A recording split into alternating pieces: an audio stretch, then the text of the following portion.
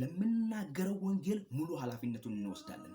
ለምንሰብከው ወንጌል ሙሉ ኃላፊነቱን እንወስዳለን። በኢየሱስ ክርስቶስ የእግዚአብሔር ኃይል ይመጣል። በኢየሱስ ክርስቶስ የዲያብሎስ ኃይል በኢየሱስ ክርስቶስ ከምድር ላይ ይጠፋል። ይሄ የሚሆነው ምንድነው?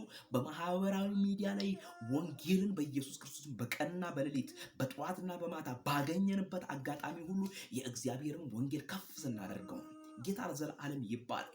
ምህረቱን ቸርነቱን በኢየሱስ ክርስቶስ ለኃጢአተኛው ቤት አውራ። በኢየሱስ ክርስቶስ በጎነቱን መልካምነቱን በኢየሱስ ክርስቶስ ተናገር። በኢየሱስ ክርስቶስ ኃይል በወረደ ጊዜ ይላል መጽሐፍ ቅዱስ በኢየሱስ ክርስቶስ ሳምሶን በኢየsus ክርስቶስ ይሄ የጠላትን በኢየሱስ ሽርብ ሴራ በኢየሱስ ብጥስጥስ እንዳደረገው በኢየሱስ ክርስቶስ በወንጌል በኢየsus ክርስቶስ ጭፈራ ቤት መዘጋት አለበት። በወንጌል በኢየsus ክርስቶስ ከምድር ላይ ሰካራሞች በኢየsus ክርስቶስ ነፃ መውጣት አለባቸው። በወንጌል በኢየሱስ አመንዝራዎች ነፃ መውጣት አለባቸው። በወንጌል በኢየሱስ ክርስቶስ ፍቅር መሰበክ አለበት። የውሸት በኢየሱስ ክርስቶስም ቃል ወጥቶ የእውነት ወንጌል ትውልድ ለመግባት አለበት። በኢየsus ክርስቶስ አሁን እንደ ኃያል ሆነን አሁን እንደ ጨካኝ ሆነን ትላንትና ከምንሰራው ትላንትና ከምናገለግለው በላይ በኢየሱስ በእግዚአብሔር ፍቅር ተያይዘን በኢየsus ክርስቶስ የእግዚአብሔርን ወንጌል ከፍ ማድረግ አለበት። በኢየsus ክርስቶስ ትውልድ ወንጌልን መስማት አለበት። ትውልድ የእግዚአብሔርን ቃል መስማት አለበት። የእግዚአብሔርን ቃል የሰማ ሰው በኢየsus ክርስቶስ ለኃጢአት ቦታ አይኖረውም። በኢየsus ክርስቶስ የእግዚአብሔርን ቃል የሰማ ሰው በኢየሱስ ተንኮል ለማድረግ ቦታ አይኖረውም። የእግዚአብሔር ቃል በኢየሱስ በውስጡ የገባለት ሰው በኢየsus ክርስቶስ ክፋትና ምቀኝነትን ለማድረግ ቦታ አይኖረውም። በኢየሱስ የእግዚአብሔር ቃል እርምና ቆሻሻ ኃጢአት የሆነውን ነገር ነቅሎ የሚጥል ፍጹም ጤነኛ የሚያደርግ ነው የእግዚአብሔር ቃል።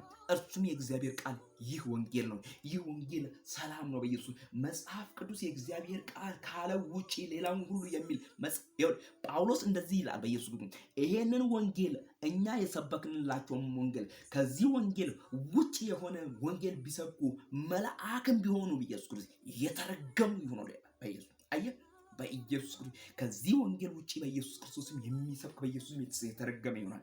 ስለዚህ የእውነትን ወንጌል በኢየሱስ ክርስቶስ የማያሳፍረውን በኃያላን በነገስታት ፊት በኢየሱስ እንድትናገር ኃይል የሚሆንን አፍ የሚሆንን በኢየሱስ ክርስቶስ ይሄን ወንጌል ተናገር። በኢየሱስ ክርስቶስ ዳዊት በዘመኑ መልካም አድርጓል፣ ገድል ሰርቷል። አዎ መልካም ነው።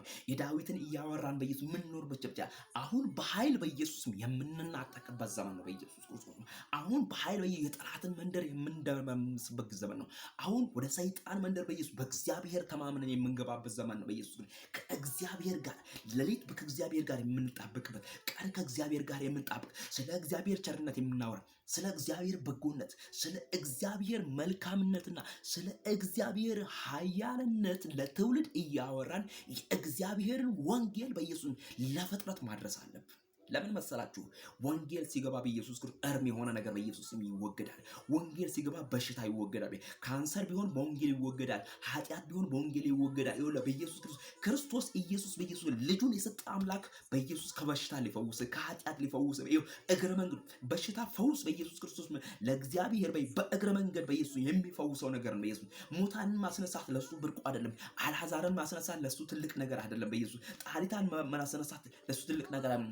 ዘኪዮስን ቤት መግባት ለሱ ትልቅ ነገር አይደለም። በኢየሱስ ክርስቶስ ያችን ሰዎች የናቋትን አመንዝራ ያሏትን በኢየሱስ ክርስቶስ መፈወስ ለኔ አምላክ ትልቅ ነገር አይደለም። ትልቁ ነገር የእግዚአብሔር ቃል ነው። የእግዚአብሔር ቃልም እሱ የእግዚአብሔር ወንጌል ነው።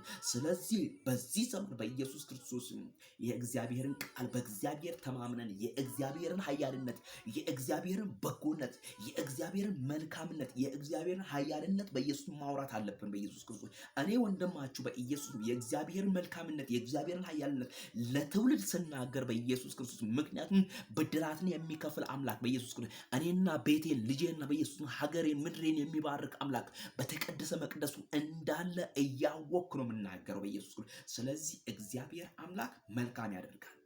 እግዚአብሔር አምላክ በኢየሱስ ይባርከናል። እግዚአብሔር አምላክ ይፈውሰናል። በኢየሱስ ክርስቶስ በትላንትናው ቦታ በኢየሱስ ክርስቶስ አትቸነከሩ። በኢየሱስ ከእንደገና በአዲስ ክብር በአዲስ ኃይል በአዲስ መንፈስ በኢየሱስ ክርስቶስ ተነሱ። በኢየሱስ ክርስቶስ በጌታ አብዴት በኢየሱስ ክርስቶስ ጌታ ለዘላለም ይባረክ። ጌታ ለዘላለም ከፍ ይበል። ጌታ ለዘላለም ከፍ ይበል።